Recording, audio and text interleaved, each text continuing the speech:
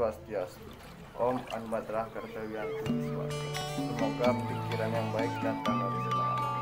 Perkenalkan, nama saya Emadi Irfan dari Fakultas Ilmu Pendidikan, Prodi Pendidikan Guru Sekolah Dasar. Yang terhormat dosen mata kuliah Pendidikan Agama Hindu, Dewi Eka Suryaningrat, dan teman-teman yang saya cintai. Puji syukur kita panjatkan kehadirat Tuhan Yang Maha Esa, serta merta atas karunia-Nya kita masih diberikan kesehatan pada kondisi pandemi saat ini. Pengertian kepemimpinan. Kata pemimpin berasal dari kata pimpin yang berarti bombing atau tuntun. Dari kata pimpin lahirlah kata kerja pimpin yang artinya membimbing atau menuntun. Kata-kata pimpin yaitu orang-orang yang berfungsi memimpin atau menuntun atau orang yang membimbing.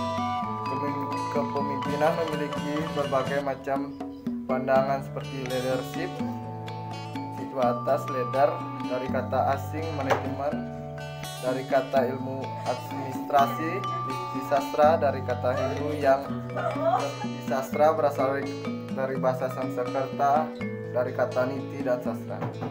Niti berarti kemudi, pemimpin, politik, sosial etik, pertimbangan, dan kebijakan. Sedangkan kata sastra berarti perintah, ajaran, nasihat, teori, tulisan ilmiah. Kata isi sastra dapat juga diartikan ilmu yang bertujuan untuk membangun suatu negara baik dari segi tata negara, tata pemerintahan maupun tata masyarakat. Sehubungan dengan pembangunan negara, pemerintahan dan masyarakat berdasarkan isi sastra, ajaran agama Hindu dapat memberikan nilai-nilai moral dari wujud pembangunan tersebut. Dalam hal ini yang bersifat universal dan teoritis, namun memiliki nilai praktis. Niti sastra merupakan sumber kepatuhan warga negara pada hukum dan kebijakan pemerintah dari pembinaan negara. Strategi utama yang dimiliki niti sastra sebagai ilmu pengetahuan pemerintahan berlandaskan ajaran agama Hindu adalah ikut serta membina umat Hindu untuk menjadi warga negara yang patuh dan dipergunakan untuk membuat rumusan kembali. Berdasarkan uraian di atas dapat dipahami bahwa negara dan pemerintahan memiliki peran kepada masyarakat yang dipimpin. Dari sinilah kita rasakan arti pentingnya dari pemimpin dan kepemimpinan. Berdasarkan uraian di atas dapat disimpulkan pengertian isi sastra adalah sebagai berikut. Isi sastra merupakan ilmu pengetahuan tentang tata negara. Isi sastra adalah ilmu yang bertujuan untuk mempelajari suatu negara, baik dari segi politik, tata negara, tata pemerintahan, dan tata kemasyarakatan, dengan meletakkan nilai-nilai moral yang bersifat universal sebagai landasan. Adapun tujuan kepemimpinan Hindu. Tujuan menurut agama Hindu adalah tercapainya kesejahteraan hidup jasmani, jagarita, dan kebahagiaan hidup rohani atau moksha. Untuk mewujudkan tujuan hidup itu, umat hendaknya melaksanakan ajaran catur purusaharta, yaitu 4 tujuan hidup manusia yang utama. 4 tujuan hidup adalah dharma, artha kama, dan moksha. Keempat, untuk tujuan hidup manusia tersebut merupakan jalinan yang tak terpisahkan keberadaannya. Oleh karena itu, jalinan tujuan hidup manusia tersebut lebih dikenal dengan istilah catur marga. Dengan kemampuan manusia yang terbatas, idealnya manusia hendaknya melakukan kerjasama secara permanen dan berkesinambungan dengan sesama. Bentuk kerjasama sangat permanen dan lengkap untuk umat manusia disebut dengan nama negara. Adapun bagian dari kepemimpinan yaitu fungsi kepemimpinan Hindu. Setiap orang dalam Hindu dan kehidupan ini berwajib untuk berkarma, berbuat, berkewajiban adalah tugas yang harus dilakukan dan hak adalah suatu yang menjadi wewenang untuk diambil. Tugas dan wewenang atau hak dan kewajiban seseorang adalah dua yang sulit untuk dipisahkan karena tidak ada tugas yang tidak dapat dikerjakan oleh seorang tanpa wewenang, dan sebaliknya tidak ada wewenang yang dapat diperoleh seseorang tanpa mendapatkan tugas atau kewajiban yang harus dikerjakan.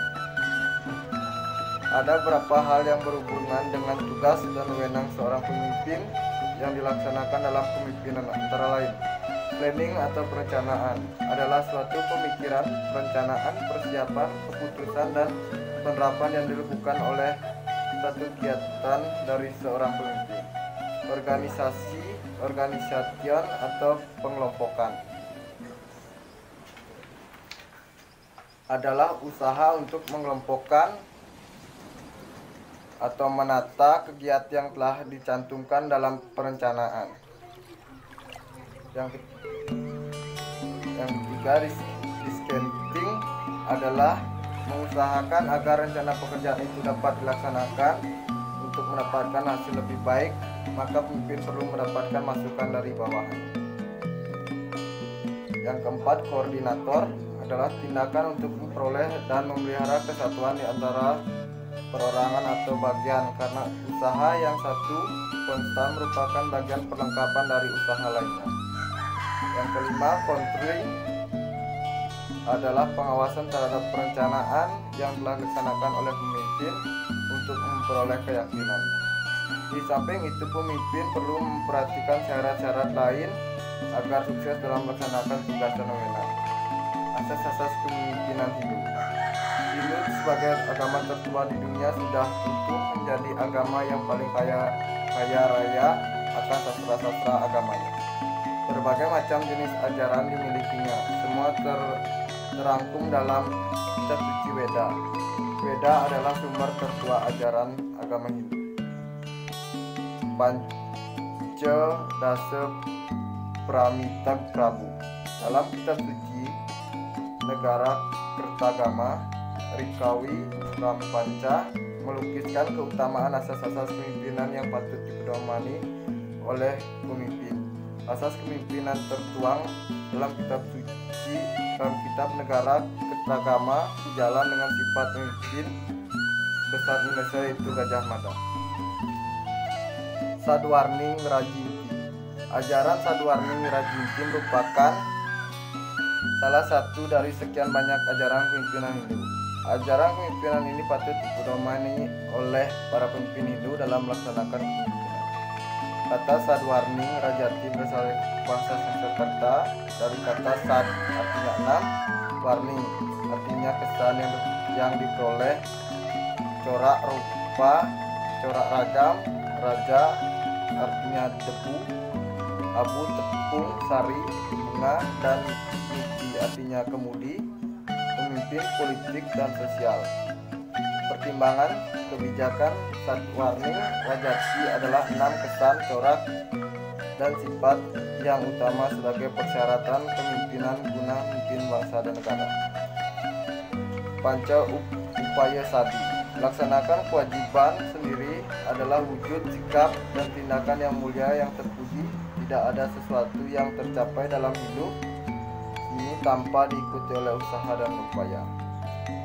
Tatkala kita sebagai pemimpin, ada 5 yang harus dilakukan yang disebut Panca Upaya Sadi. Kata panca terdiri dari kata panca yang artinya 5, upaya artinya usaha, akal, ikhtiar, kurung untuk mencapai suatu maksud, memecahkan persoalan, mencapai jalan keluar. Sandi artinya rahasia, kode, berita. Upaya panca sandi berarti 5 macam usaha yang harus dimiliki oleh seorang